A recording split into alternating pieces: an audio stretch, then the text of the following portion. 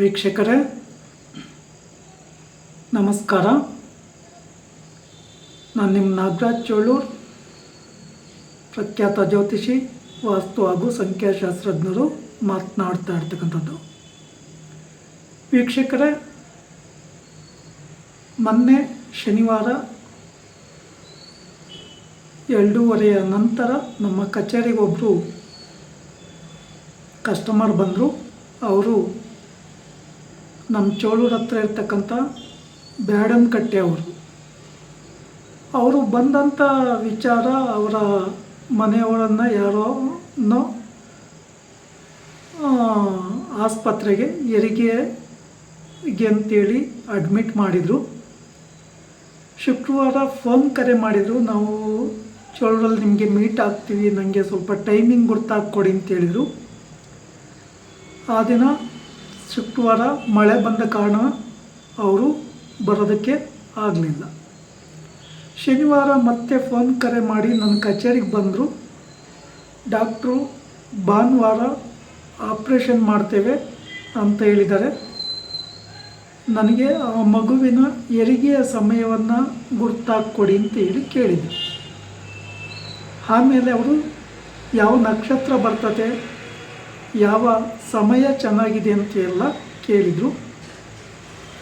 ವಿಶೇಷ ಅಂತ ಅಂದರೆ, ನನಗೆ ಅವರನ್ನು ನೋಡಿ ಆಶ್ಚರ್ಯನೂ ಆಯಿತು, ಮತ್ತು ಒಂಥರ ಇವರು ಜ್ಯೋತಿಷ್ಯ ತಿಳ್ಕೊಂಡಿದ್ದಾರಲ್ಲ ಅಂಥೇಳಿ ಒಂದು ಸಂತೋಷವೂ ಆಯಿತು. ಅವರು ಹಿಂದೆ ಯಾವಾಗಲೂ ಒಮ್ಮೆ ಜ್ಯೋತಿಷ್ಯ ಕಲಿಬೇಕು ಅಂತಕ್ಕಂಥದ್ದಾಗಿ ಯಾರೆಲ್ಲೋ ಹೋಗಿ ಜ್ಯೋತಿಷ್ಯ ಬಾಲಬೋಧೆ ಅಂತಕ್ಕಂಥ ಪುಸ್ತಕವನ್ನು ಓದಿ ಕೆಲವೊಂದು ವಿಚಾರಗಳನ್ನು ತಿಳ್ಕೊಂಡಿದ್ರು. ಅಲ್ಲಿ ಅವರು ನಾನು ಆ ಮಗುವಿನ ಜನ್ಮ ಸಮಯದ ಲಗ್ನವನ್ನು ಗುರ್ತು ಹಾಕಿ ಕೊಟ್ಟ ಮೇಲೆ ಅವರು ಕೇಳಿದರು, ಈ ಲಗ್ನಕ್ಕೆ ಶುಭ ಗ್ರಹಗಳ ವೀಕ್ಷಣೆ ಇದೆಯಾ ಅಂಥೇಳಿ ಕೇಳುವಾಗ ಇನ್ನಷ್ಟು ಆಶ್ಚರ್ಯ ಆಯಿತು. ಪ್ರತಿಯೊಂದು ಟೈಮನ್ನು ಗುರ್ತಾಕೊಡುವಾಗ ಆ ಮಗುವಿನ ಹೆರಿಗೆಗೆ ಸಂಬಂಧಪಟ್ಟ ಸಮಯವನ್ನು ಗುರ್ತಾಗ್ತಕ್ಕಂಥ ಒಂದು ಸಂದರ್ಭದಲ್ಲಿ ರಾಹುಕಾಲ, ಯಮಗಂಡ ಕಾಲವನ್ನು ಬಿಟ್ಟಿದ್ದೆ. ಹಾಗೆ ಗುರುವಿನ ವೀಕ್ಷಣೆ ಇರುವಂತೆ ಲಗ್ನದ ಸಮಯವನ್ನು ಗುರ್ತಾಕೊಟ್ಟಿದ್ದೆ. ಆ್ಯಕ್ಚುಲಿ ಗುರು ಮತ್ತು ಶುಕ್ರ ಗ್ರಹ ಇಬ್ಬರೂ ಅಸ್ತಂಗತರಾಗಿರೋದ್ರಿಂದ ಬಲ ಇಲ್ಲ. ಆದರೆ ಒಳ್ಳೆಯ ಸಮಯದಲ್ಲಿ ಆ ಮಗು ಜನನ ಆದರೆ ಆ ಮಗುವಿನ ಯಶಸ್ಸಿಗೆ ಮತ್ತು ತಂದೆ ತಾಯಿಗೆ ಯಶಸ್ಸನ್ನು ಕೊಡುತ್ತೆ ಅಂತಕ್ಕಂಥದ್ದಾಗಿ ಕಟಕ ಲಗ್ನ, ಕನ್ಯಾ ಲಗ್ನ, ಮಕರ ಲಗ್ನ ಗುರ್ತಾಕಿ ಕೊಟ್ಟೆ. ಅವು ಗುರ್ತಾಕಿದ ಮೇಲೆ ಅವರಿಗೂ ಸಹ ಗುರುವಿನ ವೀಕ್ಷಣೆ ಯಾವ್ಯಾವ ಸ್ಥಾನಗಳಿಗೆ ಇರುತ್ತೆ ಅಂತೇಳಿ ತಿಳ್ಕೊಂಡಿದ್ರು.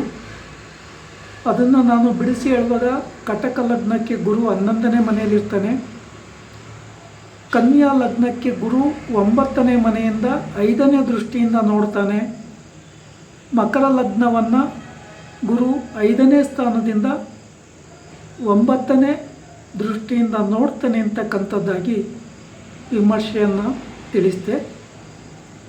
ಆಗ ಅವ್ರಿಗೂ ಸಹ ಖುಷಿ ಆಯಿತು. ಇನ್ನೊಂದು ವಿಚಾರವನ್ನು ಕೇಳಿದರು. ಅಲ್ಲಿ ಕೆಲವೊಂದು ಲಗ್ನಗಳನ್ನು ಬದಲಾವಣೆ ಮಾಡಿ ಕೊಡ್ತಕ್ಕಂಥ ಒಂದು ಸಂದರ್ಭದಲ್ಲಿ ಶನಿ ಭಗವಾನರ ದೃಷ್ಟಿ ಬೀಳುತ್ತೆ. ತುಲಾ ಲಗ್ನವನ್ನು ಆಯ್ಕೆ ಮಾಡಿಕೊಂಡಾಗ ಪಂಚಮ ಶನಿ ದೋಷ ಆ್ಯಡ್ ಆಗ್ತದೆ.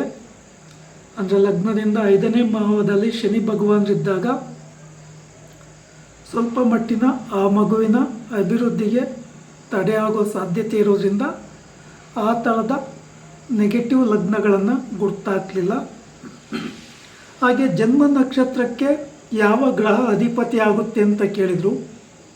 ಹಸ್ತ ನಕ್ಷತ್ರಕ್ಕೆ ಚಂದ್ರಗ್ರಹ ಅಧಿಪತಿ ಆಗುತ್ತೆ ಅಂತ ಹೇಳಿದೆ. ಚಂದ್ರನ ಕಾರಕತ್ವಗಳ ಬಗ್ಗೆ ಕೇಳಿದರು. ಮಾತೃಕಾರಕ, ಮನಸ್ಸುಕಾರಕ, ಜಲಕಾರಕ ತುಂಬ ಅದ್ಭುತವಾದಂಥ ಆ ಮಗು ಯಶಸ್ಸನ್ನು ಸಾಧಿಸಬೇಕಾದ್ರೆ ಆ ಗ್ರಹದ ಪ್ರಭಾವ ಅತಿ ಮುಖ್ಯ. ಈ ಚಂದ್ರ ಗ್ರಹಕ್ಕೆ ವೀಕ್ ಆದರೆ ಅಥವಾ ನಿರ್ಬಲನಾದರೆ ನಮ್ಮ ಮನಸ್ಸು ಅಭಿವೃದ್ಧಿಯತ್ತ ಅಥವಾ ಏಳಿಗೆಯತ್ತ ಸಾಧನೆ ಮಾಡೋದಿಲ್ಲ ಅಂಥೇಳಿ ವಿಮರ್ಶೆಯನ್ನು ತಿಳಿಸಿದಾಗ ಅವ್ರಿಗೆ ಖುಷಿಯಾಯಿತು. ಅನಂತರ ಅವರೇ ನನಗೆ ಮಾಹಿತಿಗಳನ್ನು ತಿಳಿಸಿದರು. ನಾನು ಒಮ್ಮೆ ಹಿಂದೆ ಸ್ವಲ್ಪ ಮಟ್ಟಿನ ಜ್ಯೋತಿಷ್ಯದ ಅಧ್ಯಯನ ತಿಳ್ಕೊಂಡಿದ್ದೇನೆ.